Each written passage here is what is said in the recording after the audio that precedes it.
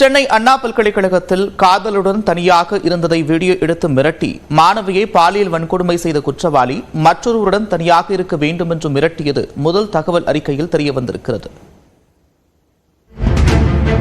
கோட்டூர்புரம் காவல் நிலையத்தில் பதிவு செய்யப்பட்ட முதல் தகவல் அறிக்கையின்படி கடந்த 23ஆம் தேதி இரவு 7:45 மணிக்கு அண்ணா பல்கலைக்கழக வளாகத்திற்குள் 2ஆம் ஆண்டு படிக்கும் மாணவி தனது காதலருடன் தனிமையில் பேசிக் கொண்டிருந்தார்.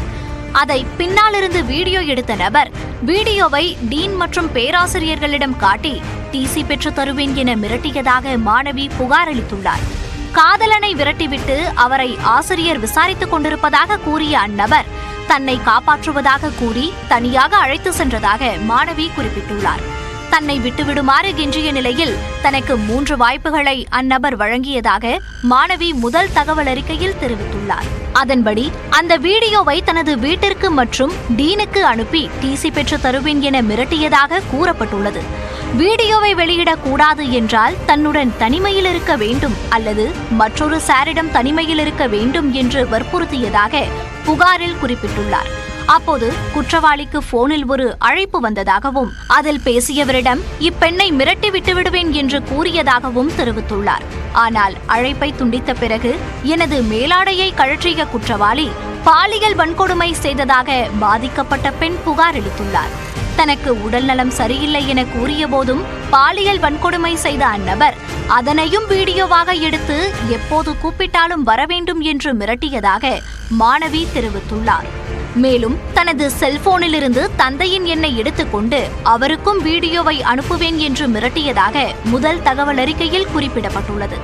2 நாளில் மீண்டும் கூப்பிடுவேன் என குற்றவாளி மிரட்டல் விடுத்த நிலையில் எஃப்ஐஆரில் சார் என குறிப்பிடப்பட்டுள்ள மற்றொரு நபர் யார் என்ற கேள்வி எழுந்துள்ளது. அண்ணா பல்கலைக்கழகத்தில் மாணவியை பாலியல் வன்கொடுமை செய்த குற்றவாளி காவல்துறையிடம் சிக்காமல் இருக்க செல்போனை பிளைட் மோடில் வைத்திருந்தது தெரியவந்திருக்கிறது. சென்னை அண்ணா பல்கலைக்கழகத்தில் மாணவியை பாலியல் வன்கொடுமை செய்த ஞானசேகரனிடம் காவல்துறையினர் தீவிர விசாரணை மேற்கொண்டு வருகின்றனர். அப்போது செல்போன் எண் மூலம் காவலர்களிடம் சிக்காமல் இருக்க செல்போனை பிளைட் மோடில் வைத்திருந்ததும் தெரியவந்திருக்கிறது. மேலும் செல்போனில் மற்றொரு நபரிடம் பேசுவதை போன்று நாடகமாடி மாணவியை பாலியல் வன்கொடுமை செய்ததும் விசாரணையில் அம்பலமாகியிருக்கிறது. இந்நிலையில் ஞானசேகரனின் செல்போனில் மேலும் பல பெண்களின் வீடியோ இருந்த நிலையில் அவரது செல்போனை சைபர் ஆய்வகத்திற்கு அனுப்பிய காவல்துறை ஆய்வு செய்ய இருக்கின்றனர்.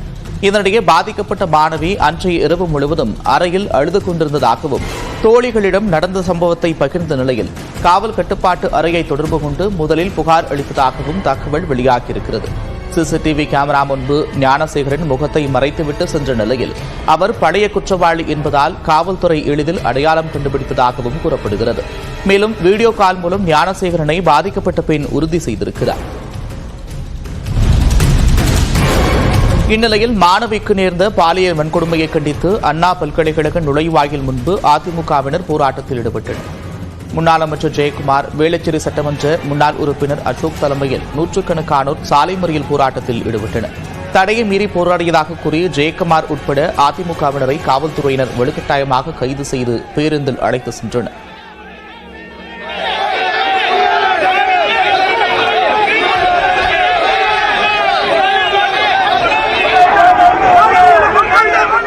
இவரோடு சம்பந்தப்பட்டவங்க யார், அவர்கள் எல்லாம் கைது செய்யப்படணும்.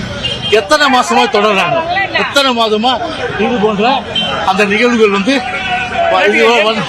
இது போன்ற சம்பவம் நடக்குது. அதையெல்லாம் உடனடியாக காவல்துறை ஆய்வு செய்து சம்பந்தப்பட்ட யாராக இருந்தாலும் சரி சட்டத்தை முன்னிறுத்தி அவர்களுக்குரிய தண்டனை கொடுக்கிறோம். பேருந்து படிக்கட்டில் தொங்கியபடி சென்ற முன்னாள் அமைச்சர் ஜெயக்குமார் வழியிலேயே இறங்கி அண்ணா நூலகம் அருகே நடைபெற்ற அதிமுகவினரின் போராட்டத்தில் கலந்து கொண்டார்.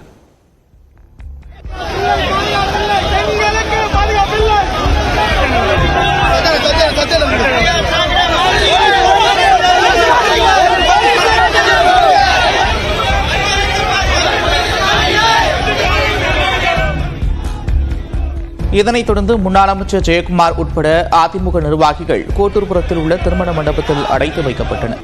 அதிமுகவினர் போராட்டத்தால் கிண்டி கோட்டூர்புரம் சாலையில் கடும் போக்குவரத்து நெரிசல் ஏற்பட்டது.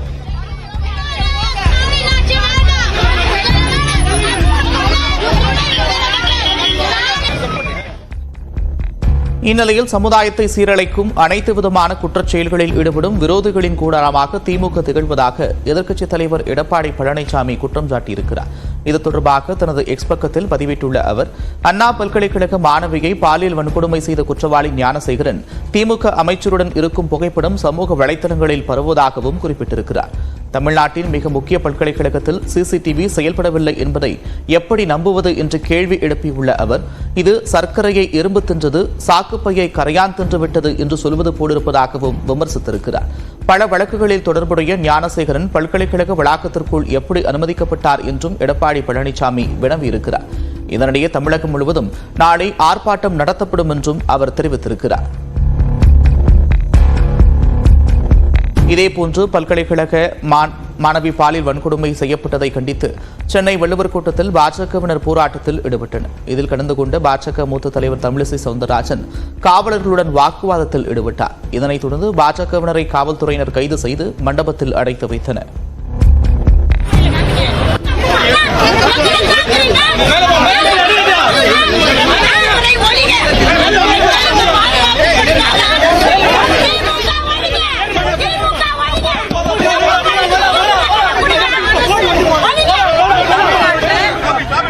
ஒரு பெண் பாதிக்கப்பட்டிருக்கிறார். ஒரு பெண் மட்டும் இல்ல, தொடர்ந்து பாலியல் குற்றங்கள் அதிகரித்து வருகிறது. அதுக்கு போராட வந்ததுக்கு இத்தனை பேர் கூப்பிட்டு நான் சொல்லிட்டு வருவேன், வரமாட்டேன். நானு போராடுறதுக்கு எனக்கு உரிமை இருக்கு. நான் வள்ளுவர் கோட்டத்தை விட்டு வரமாட்டேன். நானு போராடிட்டு தான் வருவேன். நானு அதாவது இந்த போலீஸ் அங்க ப்ரொடெக்ஷன் கொடுத்திருந்தா அந்த பொண்ணு பாதிக்கப்பட்டிருக்க மாட்டாங்கல்ல. இதே போலீஸ் இங்க இவ்வளவு பேர் கூடுறதுக்கு அங்க உள்ள பெண்களுக்கு பாதுகாப்பு கொடுத்திருக்கலாம்ல. ஆக இது என்ன அடக்குமுறையா? தீவிரவாதியா நாங்கெல்லாம்? இந்நிலையில் சென்னை அண்ணா பல்கலைக்கழக மாணவியின் தனிப்பட்ட விவரங்கள் அடங்கிய முதல் தகவல் அறிக்கையை பதிவேற்றம் செய்வதை மாநகர காவல்துறை முடக்கியிருக்கிறது. ஏற்கனவே மாணவியின் விவரங்கள் அடங்கிய முதல் தகவல் அறிக்கையை வைத்திருப்பவர்கள் அதனை பகிர்ந்தால் கடும் நடவடிக்கை எடுக்கப்படும் என்றும் சென்னை மாநகர காவல்துறை எச்சரிக்கை விடுத்திருக்கிறது. முதல் தகவல் அறிக்கையில் இடம்பெற்றுள்ள விவரங்களை சமூக வலைதளங்களில் பதிவேற்றம் செய்தாலோ வாட்ஸ்அப் குழுக்களில் பகிர்ந்தாலோ சம்பந்தப்பட்டவர்கள் மீது கடுமையான நடவடிக்கை எடுக்கப்படும் என்றும் குறிப்பிடப்பட்டுள்ளது.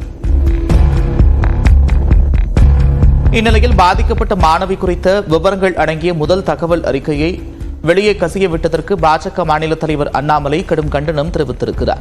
குற்றவாளி திமுகவைச் சேர்ந்தவர் என்பதால் பாதிக்கப்பட்ட மாணவி குறித்த விவரங்கள் அடங்கிய முதல் தகவல் அறிக்கையை கசியவிட்டதாக அண்ணாமலை குற்றம் சாட்டியிருக்கிறார். இது தனி மனித உரிமைகளுக்கு எதிரானது மட்டுமின்றி சட்டவிரோத செயல்பாடு என்றும் கூறியுள்ள அண்ணாமலை, இதற்கு தமிழ்நாடு முதலமைச்சர் முழு பொறுப்பேற்க வேண்டும் என்றும் குறிப்பிட்டிருக்கிறார்.